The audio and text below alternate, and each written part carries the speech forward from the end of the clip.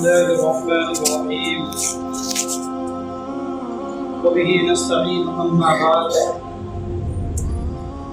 فقد قال الله تبارك وتعالى في القرآن المجيد والفرقان الحميد أعوذ بالله من الشيطان الرجيم بسم الله الرحمن الرحيم والفجر وليال عشر والشفع والوتر وقال تعالى في موضع آخر ومن يعظم شعائر الله فإنها من تقوى القلوب صدق الله العظيم وقال النبي صلى الله عليه وسلم أفضل الأيام عند الله يوم النحر ويوم القر رواه أبو داود أو كما قال عليه الصلاة والتسليم.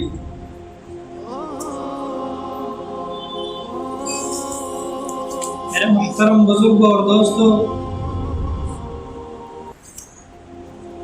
اور دینی متوالو،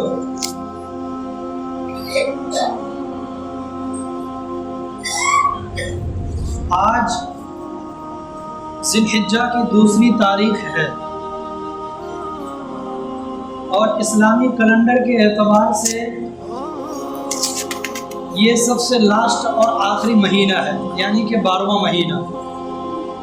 اس کے بعد جو مہینہ آنے والا ہے محرم، وہاں سے پھر اسلامی سال کا پھر آغاز ہوگا 1447۔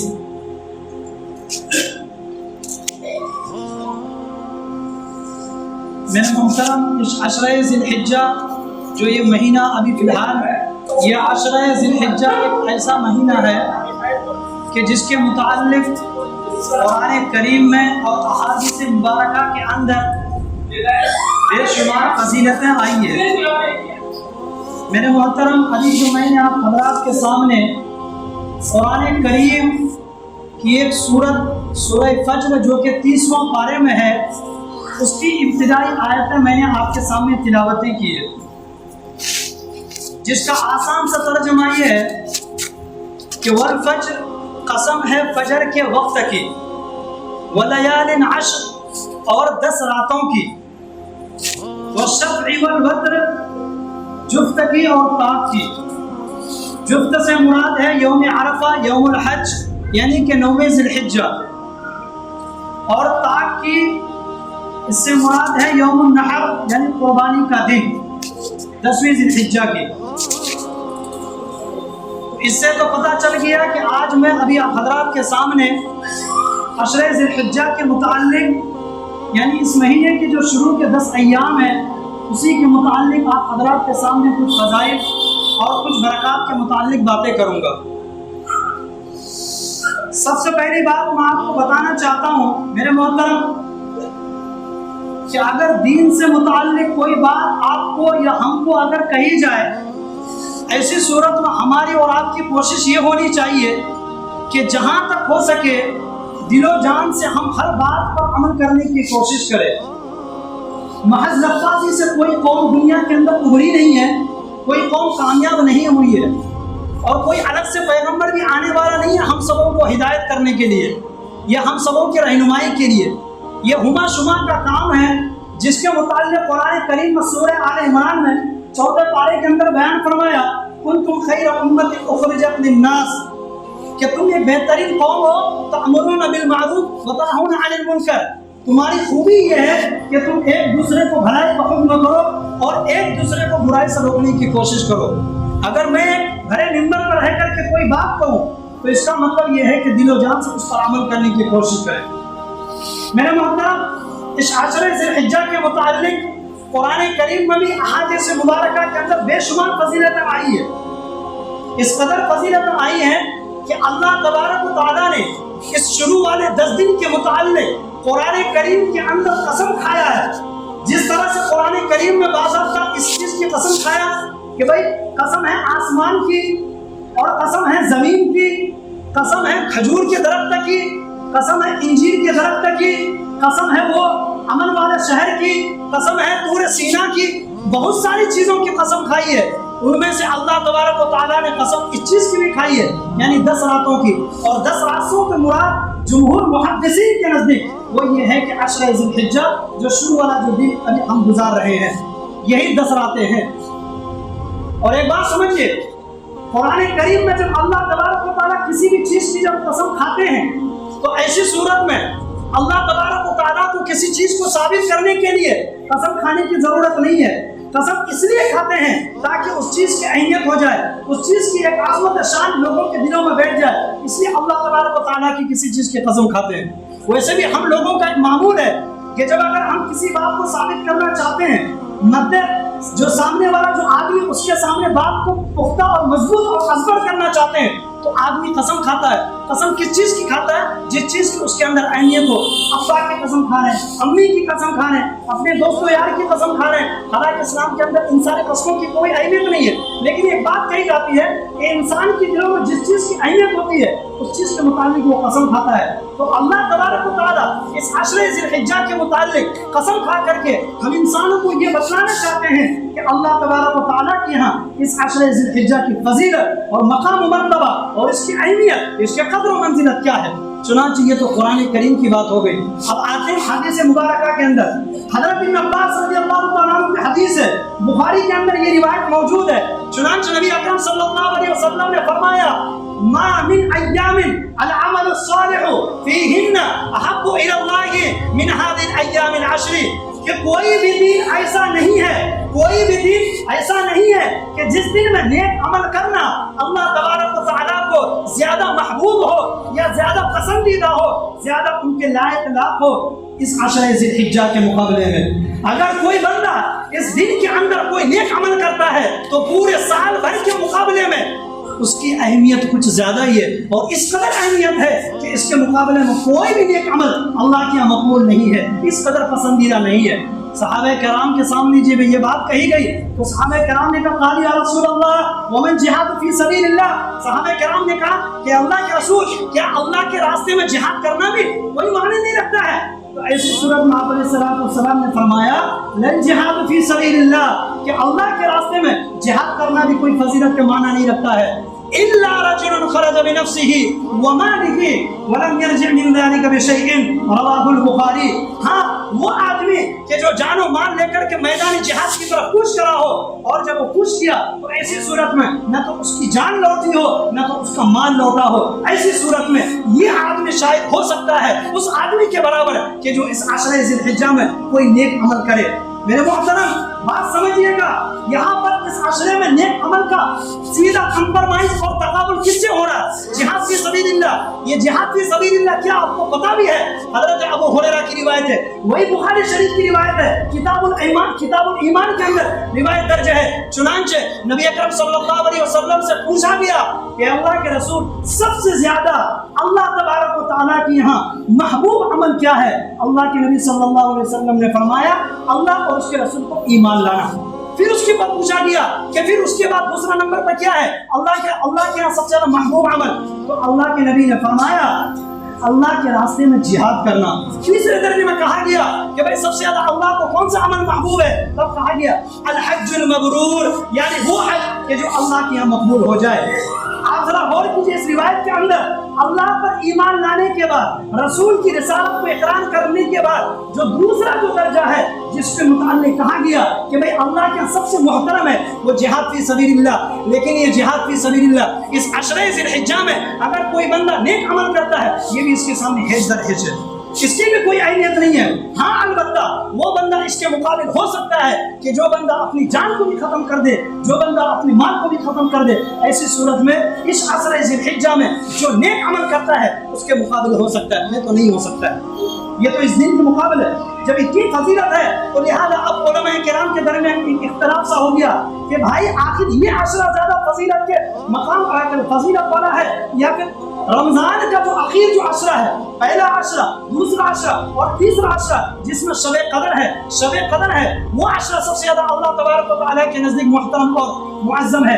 چنانچہ اختلافات ہو گیا، بعض لوگوں نے کہا کہ بھئی رمضان کا جو اخیر عشرہ ہے یہ اللہ تبارک و تعالیٰ کے یہاں سب سے زیادہ فضیلت والا ہے، بعض لوگوں نے کہا کہ نہیں، یہ جو ذی الحجہ کا جو شروع والا جو عشرہ ہے یعنی شروع کے 10 دن ہے یہ اللہ کے نزدیک سب سے زیادہ محترم ہے۔ اور سب سے زیادہ معظم ہے. لیکن علامہ ابن تیمیہ رحمۃ اللہ علیہ نے ایک تاریخ ساز فیصلہ کیا اور انہوں نے جواب دیا کہ نہیں، بات اصل یہ ہے کہ دن کے اعتبار سے تو یہ عشر ذی الحجہ کے جو دن ہے اور اس کے جو ایام ہیں یہ زیادہ فضیلت رکھتے ہیں رمضان کے عشرے کے دن کے مقابلے میں. لیکن رات کی جہاں تک بات ہے تو رمضان کے آخر عشرے کی جو راتیں ہیں وہ زیادہ فضیلت رکھتی ہے اس عشرے کے رات کے مقابلے میں. یہ ہوگی گلٹو. گویا کہ خلاصہ کلام یہ پتا چلا کہ اس دن کی کیا اہمیت ہے، اس دن کا کیا مقام و مرتبہ ہے، اللہ تبارک و تعالیٰ کے نزدیک کیا اس کی اہمیت ہے. وہ رمضان کے جو آخر عشرہ ہے، یہ آخر عشرہ دیگر اور عشروں کے مقابلے میں اس کی اہمیت زیادہ ہے. اس عشرے میں شب قدر بھی ہوتی ہے اور یہی وہ عشرہ ہے کہ جس میں انسانوں کو جہنم سے برات کا پروانہ ملتا ہے. لیکن اس کے باوجود بھی یہ ذی الحجہ کا جو آخر یہ جو عشرہ جو چل رہا ہے اس عشرے کے مقابلے میں دن کی اس کی کوئی اہمیت نہیں ہے. چنانچہ ایک دوسری روایت میں حضرت ابو ہریرہ رضی اللہ تعالیٰ عنہ نے فرمایا، نبی اکرم صلی اللہ علیہ وسلم فرماتے ہیں کہ اس عشرے میں سے یہ جو شروع والا جو 10 دن ہے اس کے ہر دن کا روزہ رکھنا سال بھر کے روزے کے برابر ہے. اس کے ہر دن کا روزہ رکھنا سال بھر کے روزے کے برابر ہے اور اس کی ہر رات کی عبادت کرنا یہ شب قدر کی عبادت کے برابر ہے. کون سی شب قدر؟ وہی شب قدر ہے جس کو 30ویں پارے کے اندر سورہ قدر کے اندر بیان کیا، لیلۃ القدر خیر من الف شہر، کہ بھائی شب قدر یہ 1000 مہینوں سے بہتر ہے. اب بات سمجھ لیجئے، یہاں پر ٹوٹل 10 راتیں ہیں. لہذا اگر بندہ چاہے اگر ایک بھی شب قدر اگر ایک رات بھی جاگ کر کے وہ عبادت کر لیتا ہے تو ایسی صورت میں 1000 مہینہ اور 1000 مہینے کے تقریباً 30,000 رات ہوں گے تو اس کے مقابلے میں ایک بندے کو ثواب مل سکتا ہے صرف اور صرف ایک رات. یہ تو میں اس صورت میں بول رہا ہوں جبکہ بندہ اپنے اعمال اور رحمت اللہ کے ذکر و اذکار، قرآن کریم کی تلاوت، دیگر اور تمام چیزوں میں کثرت رکھے. کم سے کم یہ اعلیٰ چیز اگر نہیں ہو رہا ہم سے تو ادنا چیز ہم یہ کر سکتے ہیں کہ ہم یہ کریں کہ بھائی مغرب اور عشاء با جماعت نماز اور تکبیر اولیٰ کے ساتھ ہم پڑھے اور فجر کی بھی نماز با جماعت تکبیر اولیٰ کے ساتھ پڑھے اور ساتھ میں کچھ صرف 15 یا 20 منٹ ہم ذکر و اذکار کر لیں. انشاءاللہ ثم انشاءاللہ امید ہے کہ پوری رات کا ثواب ہم کو ملے گا اور پوری رات کا ویسے ہی ثواب ملے گا جس طرح سے ایک بندے کو شب قدر میں عبادت کرنے کا ثواب اور شب قدر میں عبادت اور ریاضت کرنے کا جو مقام و مرتبہ ملتا ہے. انشاءاللہ ثم انشاءاللہ کوشش کریں. آج دوسرا دن ہے، مغرب کی نماز ہو، عشاء کی نماز ہو، فجر کی نماز ہو، کم سے کم ہم اس میں جماعت کے ساتھ نماز تو پڑھیں گے ہی، ساتھ میں تکبیر اولیٰ کے ساتھ بھی نماز پڑھیں گے اور کچھ صرف 15-20 منٹ ہم ذکر و اذکار میں لگے رہیں. انشاءاللہ ثم انشاءاللہ امید ہے کہ تمام تر چیزیں ہم کو ملیں گی. اچھا، ایک بات سمجھنے کی بات آپ کے ذہنوں میں شاید یہ بات پیدا ہو رہی ہوگی کہ آخر وہ کیا وجہ ہے، کیا سبب ہے کہ جس کی بنیاد پر اس اخیر عشرے کے متعلق اللہ تبارک و تعالیٰ کے یہاں اتنا مقام و مرتبہ ہے. چنانچہ بخاری شریف کے سب سے بڑے شارح جو اس کے جو مترجم ہے اور جو اس کی شرح کرنے والے ہیں علامہ ابن حجر رحمۃ اللہ علیہ، وہ بیان کرتے ہیں کہ بات اصل یہ ہے اور نکتہ اور حکمت یہ ہے کہ بھائی سال کے جتنے بھی ایام ہوتے ہیں ان دنوں میں سے کسی بھی دن کے اندر یا کسی بھی ہفتے یا مہینے کے اندر یہ بات نہیں پائی جاتی ہے کہ اسلام کے اندر جو بنیادی عبادتیں ہیں، روزہ ہے، نماز ہے، حج ہے، زکوٰۃ ہے، یہ چیزیں جمع ہو جاتی ہوں. لیکن یہ آخر عشرہ، یہ جو عشرہ ہے ہمارے سامنے اس عشرے کے اندر تمام تر چیزیں جمع ہو جاتی ہے. نماز تو ہے، روزہ بھی جمع ہے. جیسے کہ روزے کے متعلق میں نے ابھی آپ کے سامنے فضیلت بیان کی کہ ایک دن کا روزہ رکھنا سال بھر کے روزے کے برابر ہے. اسی طریقے پر صدقہ و خیرات بھی ہے. اسی طریقے پر جو سب سے بڑا اور اہم اور بنیادی جو رکن ہے وہ کیا؟ حج. اور حج جیسی عبادت اس دن کے اندر ادا کی جاتی ہے، ان دنوں کے اندر ادا کی جاتی ہے. اس معنی کر کے اس کی فضیلت بڑھ جاتی ہے. ایک حکمت تو یہ ہو گئی. دوسری حکمت کہا یہ گیا ہے کہ بھائی اسلام کی جو تکمیل ہوئی ہے وہ اسی عشرے میں ہوئی ہے. احکام کے اعتبار سے سب سے آخری آیت قرآن کریم کی جو نازل ہوئی ہے وہ اسی آخر عشرے میں. اور قربانی کے دن میں، قربانی دن یوم عرفہ کے دن، یوم الحج کے دن جب نبی اکرم صلی اللہ علیہ وسلم میدان عرفات میں تھے اور لوگوں کے سامنے خطبہ دے رہے تھے تو اس صورت میں سورہ نساء کی آیت نمبر 2 کی آیت، صفحہ نمبر 2 کی یہ آیت ہے، اس میں کہا گیا تھا اليوم اکملت لکم دینکم واتممت علیکم نعمتی ورضیت لکم الاسلام دینا. کہ اے محمد صلی اللہ علیہ وسلم، آج میں نے آپ کے لیے اور پوری امت کے لیے، پوری انسانیت کے لیے دین کو تکمیل کر دیا ہے. اب کسی اور نبی کی ضرورت نہیں, کسی اور مبلغ کی ضرورت نہیں, جو اللہ کی طرف سے فرستادہ ہو, جو اللہ کی طرف سے بھیجا جائے. بس آج دین اسلام کی تکمیل ہو چکی ہے. تو لہذا جس دن کے اندر یا جس عشرے کے اندر, جس ایام کے اندر جب یہ پروانہ کسی کو مل جائے تو اس سے زیادہ فضیلت کی کیا چیز ہے. یہی تو وجہ ہے, آپ نے بھی سنا ہوگا, بارہا چیز کا تذکرہ بھی ہوتا ہے کہ ایک یہودی نے حضرت عمر بن خطاب رضی اللہ تعالیٰ عنہ سے کہا تھا کہ اے عمر, ایک وہ دن ہے کہ جس کے متعلق تمہارے یہاں ایک آیت اتری ہے, اگر وہ آیت ہمارے یہاں اترتی ہوتی تو ہم اس دن کو میلے کے طور پر مناتے اور خوشی کے طور پر, عید کے طور پر مناتے. تو حضرت عمر فاروق رضی اللہ تعالیٰ عنہ نے کہا کہ آخر بتاؤ تو صحیح وہ کون سا دن ہے اور کون سی آیت ہے جس کی بنیاد پر تم کہہ رہے ہو کہ بھائی اس کو عید کے طور پر ہم مناتے. انہوں نے کہا الیوم اکملت لکم, کہ آج میں نے تمہارے لیے دن کو مکمل کر دیا, واتممت علیکم, اور تم پر اپنی نعمت کو نچھاور کر دیا, تام کر دیا. تو حضرت عمر بن خطاب نے کہا ارے مجھے تو پتا ہے کس دن کے اندر یہ آیت نازل ہوئی تھی. اس دن تو دو عید جمع ہو گئے تھے, ایک یوم الحج یعنی حاجیوں کا سب سے بڑا جو دن ہوتا ہے, اور دوسری بات وہ جمعے کا دن بھی تھا. تو چنانچہ یہ چیز ہم کو پتا ہے, ہمارے لیے پہلے سے عید کی دن ہے, مزید ہمیں عید منانے کی ضرورت نہیں ہے. میرے محترم اس عشرے کی یہ فضیلت ہے. بات آگے اور بھی چلیے, یوم عرفہ جس کو میں کہہ رہا ہوں بار بار, حاجیوں کا سب سے بڑا جو رکن ہوتا ہے وہ وقوف عرفہ ہوتا ہے, یعنی عرفات کے میدان میں کھڑا ہونا. وہی عرفات کا میدان ہے کہ جہاں پر ہمارے جو جد امجد ہے حضرت آدم علیہ نبینا وعلیہ الصلوۃ والسلام, اسی کی وہاں پر جو ہے نا مجسمہ بھی بنایا گیا تھا, وہیں پر روح بھی پھونکا گیا تھا, اور وہیں پر اللہ تبارک و تعالیٰ نے ان تمام تر لوگوں سے کہ جو قیامت تک آنے والے ہیں تمام تر لوگوں سے عید الست لیا تھا. عید الست کے متعلق تو پتہ ہی ہوگا کہ حضرت آدم علیہ السلام کی پشت پر اللہ نے اپنا دائیں ہاتھ پھیرا, اور پھیرتے ہی قیامت تک جتنے بھی لوگ آنے والے تھے سب چیٹیوں کی شکل میں باہر نکلے. باہر نکلنے کے متعلق, باہر نکلنے کے بعد اللہ تبارک و تعالیٰ نے بوائن کے تحت سب لوگوں کے سامنے کہا الستُ بربکم, کیا میں تمہارا رب نہیں ہوں؟ تو اس صورت میں سب لوگوں نے کہا کہ قالوا بلا, کیوں نہیں, آپ تو ہمارے رب ہیں. قالوا بلا شہیدنا, ہم اس بات کی گواہی دیتے ہیں کہ آپ ہمارے رب ہیں. چنانچہ یہ عید الست کا معاملہ بھی وہی وقوف عرفہ یعنی یوم عرفہ جو 9 ذی الحجہ ہے وہ اسی دن کا پیش آیا تھا. تو اس چیز کا یا اس دن کا ہمارے ساتھ تو بڑا گہرا سمبند ہے, بڑا گہرا تعلق ہے. قربانی کے متعلق بھی انشاءاللہ بات آئے گی, اس کے پس منظر کے متعلق, لیکن انشاءاللہ اس کو آئندہ ہفتہ لیا جائے گا. یہ تمام تر چیزیں ہیں. اور اسی وقوف عرفہ یوم عرفہ کے متعلق حدیث مبارکہ کے اندر ہے, ابو داؤد شریف کی روایت ہے, نبی اکرم صلی اللہ علیہ وسلم نے فرمایا کہ ما من یوم اکثر من ان یعتق اللہ فیہ عبدا او امتا من النار من یوم عرفہ, رواہ ابو داؤد. کہ اللہ تبارک و تعالیٰ کسی دن کے اندر بھی کسی بھی بندے کو یا کسی بھی بندے کو اتنا زیادہ جہنم سے اس کو آزادی کا پروانہ نہیں دیتے ہیں جتنا یوم عرفہ میں دیتے ہیں, یعنی یوم الحج کے اندر, وہی 9 ذی الحجہ کے اندر. یہ فضیلت اور مقام و مرتبہ ہے. مزید آگے چلیے, 10 ذی الحجہ کے متعلق نبی اکرم صلی اللہ علیہ وسلم کا فرمان ملتا ہے کہ بھائی افضل الایام عند اللہ یوم النحر و یوم القر, کہ سب سے زیادہ فضیلت والا جو دن ہے اللہ کے نزدیک وہ ہے قربانی کا دن, اور یوم القر یوم عرفہ کی دن. یہ تمام تر چیزیں فضیلت ہمارے سامنے ہے. لہذا جب یہ تمام تر چیزیں فضیلت ہمارے سامنے آ گئی ہے, اب اس صورت میں کرنا کیا ہے وہ آپ سنیے. سب سے پہلی بات تو یہ ہے کہ جہاں پر اگر فضیلت کی بات ہوتی ہے, کسی وقت کو اور کسی خاص مقام کو اگر فضیلت اور مقام و برتری حاصل ہوتی ہے, ایسی صورت میں جہاں پر نیک عمل کرنا اللہ کے محترم نشان ہوتا ہے, اللہ کے قدر و منزلت بڑھ جاتی ہے, وہیں پر کوئی بندہ اگر گناہ کرے اور منکرات کو مبتلا ہوں تو ایسی صورت میں اس کا وبال بھی بڑا خطرناک ہوتا ہے. ان ساری چیزوں سے ہم کو بھی اور آپ کو بھی بچنا ہے. خصوصاً ہم کم سے کم یہ تو عائد کریں, یہ جو عشرہ ابھی گزر رہا ہے 23 ذی الحجہ تک یا کم سے کم قربانی کے دن تک ہم تمام تر برائیوں سے بچے, ہم تمام تر برائیوں سے بچے.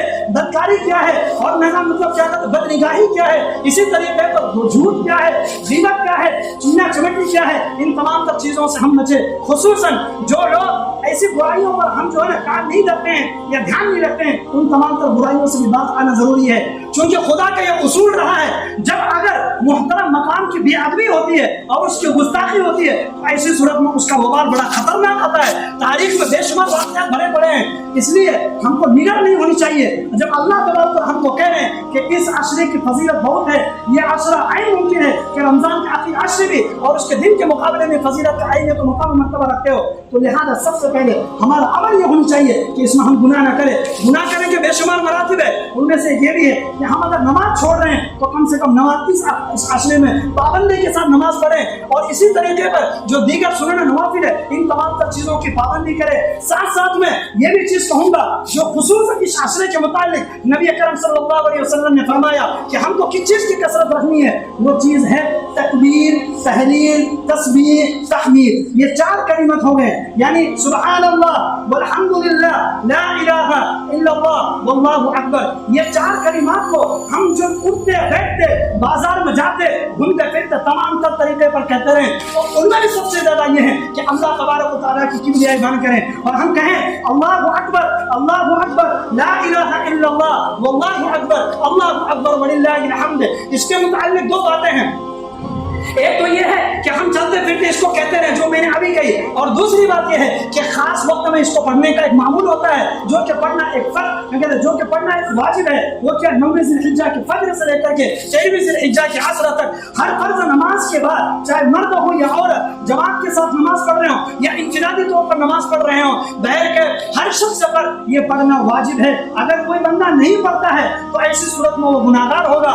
ہاں, اس کے پڑھنے کے شرعی حکم ہے یہ تو میں نے بتا دیا. دوسری بات, اگر کوئی بندہ اگر بھول جائے تو اس کو کس حد تک پڑھنے کی گنجائش ہے, اس کے متعلق یہ کہا گیا کہ بھائی اس وقت تک پڑھنے کی گنجائش ہے جب تک کہ آپ کوئی ایسی حرکت نہ کرے کہ جو حرکت نماز کے اندر کرنا مانے ہو. مثال کے طور پر کسی سے بات چیت کرنا, یا پھر یہ کہ قبلے کی طرف سے ہمارا سینہ کا پھر جانا, اسی طریقے پر جان بوجھ کر اپنے روزو کو توڑ دینا, یہ تمام تر چیزیں ہیں. اگر یہ چیزیں ہم سے اگر صادر ہو چکی ہوں تو پھر ایسی صورت میں اس کا پڑھنا ساقط ہو جاتا ہے. لیکن بہر کے توبہ و استغفار آپ کو کرنا پڑے گا. ایک تو یہ ہو گیا کہ یہاں پر پڑھنا ایک عام طریقے پر ہم اس کو اپنی زبان کے اندر جاری رکھیں, پڑھتے ہر وقت گھومتے پھرتے. چنانچہ حضرت ابو ہریرہ, حضرت ابو سعید خدری, اسی طریقے پر حضرت عبداللہ ابن عمر جب بازار کی طرف جاتے تھے نا, تو انہی آخر عشرے کا میں بتا رہا ہوں, یہ جو عشرہ ہے, اس عشرے میں ان کا معمول کیا ہوتا تھا, بالکل زور سے پڑھتے ہوئے جاتے تھے اللہ اکبر لا الہ الا اللہ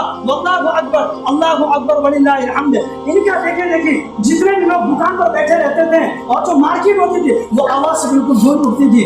یہ تھا طریقہ کار ہمارے اسلاف کا, یہ تھا طریقہ کار ہمارے صحابہ کرام کا, اور اسی چیز کو کہا بھی گیا. شاید آپ نے اگر غور کیا ہوگا کہ یہ چیز کا, اس کلمات کا کہنا جس طرح سے عید الفطر میں کہنا مستحب ہے, اسی طریقے پر اس صورت میں بھی کہنا مستحب ہے. لیکن نام سے فرق کیا ہے, وہاں پر آہستہ آواز سے اور یہاں پر بلند آواز سے. یہ اس بات کی طرف اشارہ دلاتا ہم کو کہ بھائی ان دنوں کے اندر خصوصاً اللہ تبارک و تعالیٰ کی تکبیر, تحلیل, تسبیح, تحمید, ان تمام تر کلمات کا ہم سے روز بروز اس کا اضافہ ہوتا جائیے. اور آخر میں یہ بات کہوں گا کہ کم سے کم اگر ہم سے روزانہ اگر روزہ رکھنا نہیں ہو رہا تو ایک دن چھوڑ کر ایک دن روزہ رکھے, فضیلت بہت ہے جیسا کہ میں نے بتایا. پھر آخر جو 9 ذی الحجہ ہے اس کے متعلق تو ایک دوسری حدیث میں یہ بھی کہا گیا کہ یکفر السنۃ الماضیہ والباقیہ, کہ بھائی 1 سال کے برابر روزہ رکھنے کا ثواب تو ملے گا ہی, پلس یہ ہے کہ 1 سال پچھلا 1 سال آئندہ ان تمام تر گناہوں کے, صغیرہ جو کبیرہ گناہ ہے ان کے تمام تر گناہوں کے متعلق یہ کفارے کا ضامن بھی ہوگا. یہ تمام تر چیزیں ہمارے اور آپ کے سامنے ہیں. مسئلہ وہی بات شروع میں نے جو کہی تھی, کوئی اور نبی آنے والا نہیں ہے, گناہ شبہ ہے. میں آپ کو کچھ بتاؤں, آپ عمل کرنے کی کوشش کریں, میرے اندر اگر کوئی کمی ہے آپ مجھے بتائیں, میں اس چیز کو ٹھیک کرنے کی کوشش کروں گا. یہی اسلام کی ہمارے اندر خوبی ہے. اگر کوئی بات کسی کو اگر کہی جائے دین اسلام سے متعلق تو اس کو دھیان سے غور لگا کر کے سننا چاہیے اور اس پر عمل کرنے کی کوشش کریں. میں نے تو منبر و محراب سے بے شمار تقاریر ہوتی ہے, بے شمار خطبات ہوتے ہیں, چیخ و پکار ہوتی ہے, گلے پھاڑ پھاڑ کر کے لوگ کہتے ہیں, لیکن اگر عمل نہ کرے تو اس پر کوئی فائدہ نہیں ہونے والا ہے. خدا کے اللہ تبارک و تعالیٰ کہتے ہیں نا کہ بھائی ان اللہ لا یغیر ما بقوم حتی یغیروا ما بانفسہم، کہ خدا نے آج تک اس قوم کی حالت نہیں بدلی جس کو نہ ہو خود خیال اپنی خود حالت کے بدلنے کا. تو لہذا آج بھی جذبہ رکھو، آج بھی وہی حرارت رکھو، انشاءاللہ تمام تر چیزوں میں تمام تر چیزوں کے اندر تبدیلی آئے گی. حالات اور خصوصاً میں کہوں گا کہ اس عشرے کے اندر دعاؤں کا اہتمام کیجیے. وہ جو غزہ کے اندر انسانیت کے صفت کی طرف روح نکل رہی ہے اور بیچارے بچوں کو یتیم کیا جا رہا ہے، عورتوں کو یتیم اور بیچارے بچوں کو یتیم اور عورتوں کو بیوہ کیا جا رہا ہے، نوجوانوں کو قتل کے گھاٹ اتارا جا رہا ہے. کم سے کم اس کے متعلق ہم انفرادی طور پر اجتماعی طور پر ہم دعائیں کریں اس کے متعلق. ارے ہماری اگر جانی اگر اس کی مدد نہیں ہو رہی ہو اور ہم سمجھ رہے ہیں کہ مالی مدد نہیں ہو رہی ہو تو کم سے کم ہم قولی مدد تو کریں. قولی کا مطلب ہم ان کے لیے دعا تو کریں، کم سے کم یہ تو ایمان کا کم سے کم حصہ ہے. خیر اللہ تبارک و تعالی ہمیں اپنی باتوں پر عمل کرنے کی توفیق عطا فرمائے. سبحان اللہ و بحمدہ، سبحان اللہ و بحمدہ، اشہد ان لا الہ الا اللہ.